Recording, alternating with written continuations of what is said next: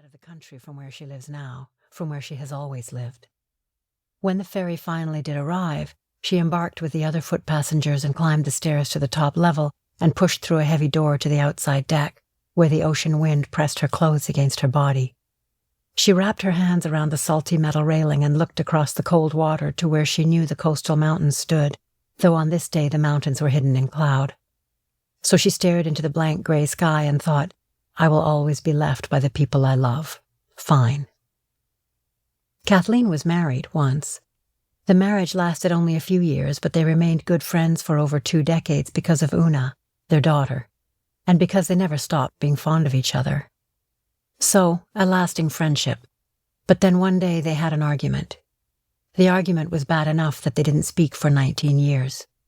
Not a card, not a text message, not an email.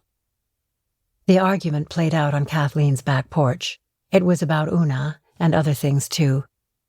Kathleen told him to leave even though she didn't really want him to leave, and then she watched him go. She watched him stride across the weedy lawn and kick the folding porch table that lay with one fractured leg on its side. She watched him the way he flowed like water, like dangerous water, so full of himself and oblivious to what he stirred up, to what he carried away and what he left behind. Yannick. She watched him rip a dandelion out of the grass with all its green skirts, and she watched him mash the dandelion between his bloodied hands, then get angry at his own mashing hands. He tossed the mangled weed over his shoulder, white roots carving an angry arc in the air. For an instant, the tiny clods of black dirt that flew off the roots held in mid-flight.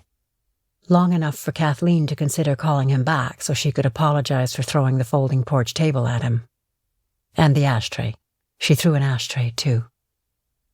It pissed her off, though, the way he pulled up that dandelion, because it was her yard. And if she let a dandelion grow, so what? She let a dandelion grow. So she didn't call him back, and instead she watched him step up into his truck and start the engine and grind out of the driveway, hacking exhaust. For several minutes she stayed on the porch, holding her shoe, which she had been about to put on when the argument started. She considered the lingering blue cloud of exhaust until she could no longer tell whether the fumes were actually there, or whether the blue smudge hovering a foot above the gravel was only the memory of fumes. And it was such a fine day, the day they fought. Early September. Birds in the trees and a kitchen struck through with amber light and long shadows. All that. Kathleen's kitchen, her back porch, her backyard. At the time of the argument, this yard was a barren swath of not a lot, just unloved lawn gone to seed and dwarfish squirts of catgrass. But over the years she began to dig and to build. She rented a backhoe and turned over long strips of earth for planting beds. She built a hoop house, a greenhouse, and a work shed. Bought a refrigerated shed. She raised market flowers from seed, zinnias, lilies, larkspurs, cosmos, dahlias, celosia, like feathers, like fire, like tropical coral. Kathleen built a flower farm in this yard where her daughter Una had turned somersaults and played hide-and-seek as a little girl. 19 years since Yannick left Kathleen's driveway amid the clatter and chuck of an old diesel engine. Not a word. And then half an hour ago, he called. Not exactly out of the blue, not entirely incidentally. Yannick isn't the first person to surprise Kathleen today with a phone call, and she's rattled. So rattled that she's just gone upstairs and walked down the hall, past Una's closed bedroom door and into her own room. On her bookshelf, which has never held a single book, is a little wooden box with a little hidden drawer that clicks open with the nudge of a finger. In that drawer there is a tooth. Not much more than a shard of enamel flecked with dry brown blood at its craggy base. This was the first tooth to cut Una's bottom gum.